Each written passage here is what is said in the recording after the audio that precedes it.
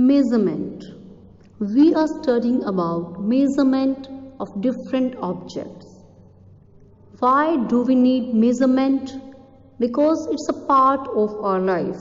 We need to measure different things daily. From morning to night, we get all the quantities in different measurements. For example, if we talk about the measurement in everyday life, firstly, all of us use fruits and vegetables. We take milk, water and different liquids, and all these liquids are measured in different quantities. Fruits and vegetables, they are measured in gram and kilogram, and a liquid is measured in liters and milliliters. When we have to bring clothes, we see the measurement, the length, the breadth, and it is measured in terms of centimeters, meters. When we fall ill, we measure the temperature using any temperature is measured, as we know that thermometers are used. So it is measured in degree Celsius or degree Fahrenheit. But the question arises, why do we need measurement? To understand any phenomena in our life, we have to perform different experiments, and those experiments we measure several physical quantities, physical properties like length, mass, time, temperatures. All these need to be measured properly. We are saying that we measure different physical quantities. So what is a physical quantity? A property that can be measured and described by a number is called a physical quantity. For example, mass of a person is 65 kg, length of table is 3 meter. All these measurable quantities are known as the physical quantities. The fundamental quantities include the physical quantities which do not depend on any other physical quantity for their measurement. They are known as the fundamental quantities. For example, mass, length, time and temperature. They do not depend on any other physical quantity for their measurement. They have their own measurement. Next come the derived quantities, which need help from others, which depend on one or more fundamental quantities for the measurement, are known as derived quantities. For example, area, volume, speed and force. They are therefore known as the derived quantities. Next thing, the units of measurement. The standard units for measurement that we call the unit. The standard that are used for any measurement of any physical quantity, we call them the units. For example, meter, foot, inch, they are used for length, kilogram, pound for mass, and for time we use second, minute. For temperature we use Fahrenheit and Kelvin. So what are the characteristics of these units which we use for different objects? The various characteristics of the units that we use are that they are well defined, they should be suitable size, they should be reproducible, they should be invariable, indestructible and internationally accepted. That is the main point. What are SI units?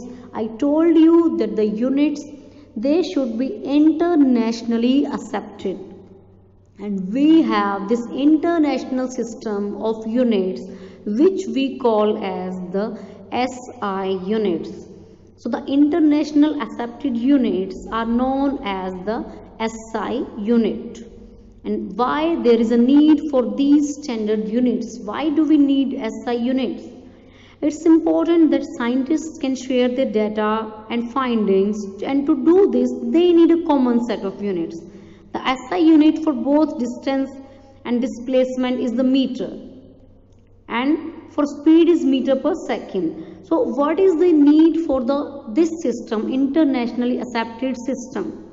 And this system, it was decided in 1971 in the General Conference on Weight and Measures that was held in 1971, and these units were accepted, and this international system of unit is abbreviated as SI units, and it has a French name.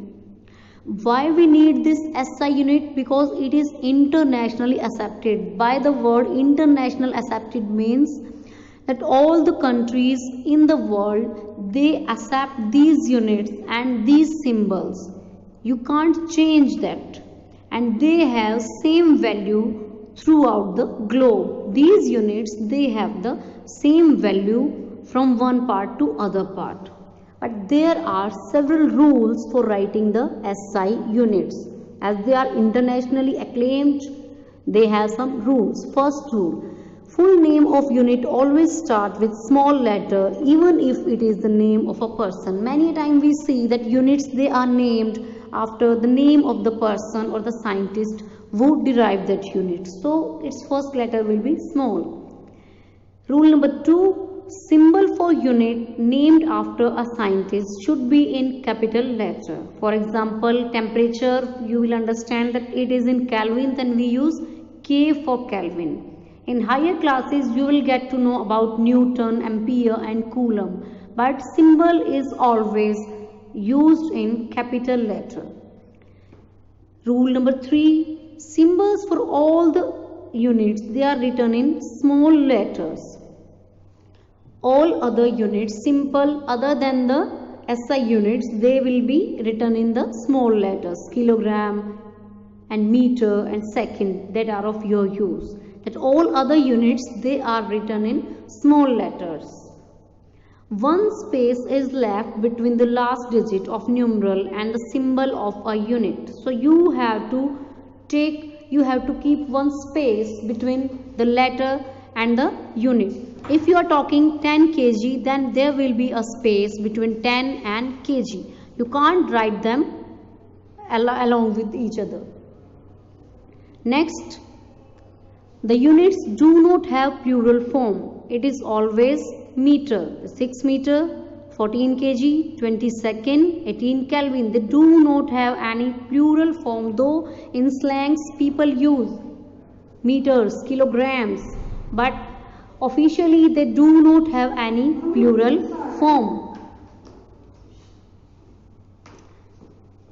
Full stop should not be used after the unit. So we should never ever use full stop after the unit. 7 meter, no full stop should be there. They should be going without any full stop. These are the various rules that are internationally used, and these SI units, they are internationally accepted units. Next rule, no space should be left between the symbols for unit. If you are talking about joules or Newton meter, then no space should be left between them. They should be right along with each other. 4 joule per second. Let us take the next thing. Some practical units of measuring length. The astronomical unit, the mean distance of Earth from the Sun. And one astronomical unit is equal to 1.5 multiplied by 10 raised to power 11 meter. Now you can see the distance of the planets that is shown in this way.